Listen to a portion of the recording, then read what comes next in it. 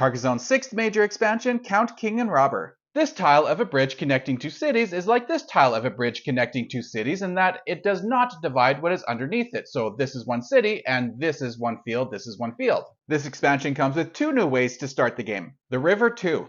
Set aside the source, the fork, and the lake with the volcano tiles. After shuffling the tiles, place the lake with the volcano at the bottom, place the spring tile to start. First player places the fork. Build a river normally, remembering you have two options. And remember, you cannot create an immediate U-turn. Remember, a feature on a tile with a volcano on it cannot be claimed, so the player that placed that tile gets to place the next tile to continue the game. The city and count of Carcassonne. One side of the city has no effects so that it can be used as a larger starting point. Otherwise, the other side is marked with 4 different districts. Put the count in the castle. When you place a tile where your opponent gets points but you get none, you may place one of your meeples in the city of Carcassonne and move the count to a different district. You may only place one meeple in the city per turn.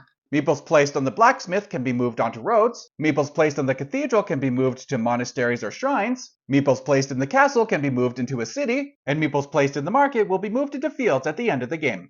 When a feature is ready to be scored, if you have any meeples in that relevant district of the city, in this case the road, you may take one or more meeples out of that district and place it in that feature. Unless the count is in that feature, in which case you may not remove a meeple from that district. So after the tile that causes scoring gets placed, the player to the left of that player is the first one to place their meeple. Then it continues on clockwise until players have chosen to no longer place their meeples. Once meeple movement has been completed, score normally. After the final tile of the game is placed, if the count is not in the market, the player to your left must move one of their meeples into a field. Then continuing clockwise, each player moves one meeple into a field until all meeples have been moved into a field. Then proceed with normal endgame scoring. For endgame scoring, meeples in the city are worth nothing and the city itself is worth 3 points for the field.